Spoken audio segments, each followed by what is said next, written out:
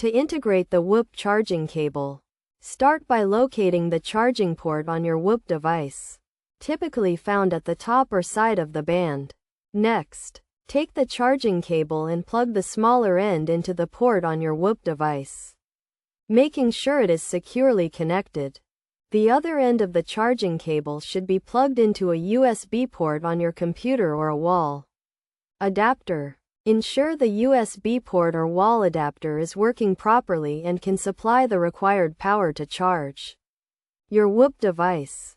Once the charging cable is connected to both your Whoop device and the power source, the charging process should begin automatically.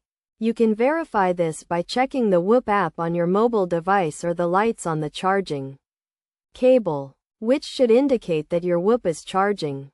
It is essential to use the official Whoop charging cable to ensure compatibility and safety. Using a third-party charging cable may damage your device or cause charging issues. Additionally, avoid overcharging your Whoop device, as this can reduce the lifespan of the battery. To get the most out of your Whoop device, make sure to charge it regularly and keep the battery level between 20 and 80% if possible.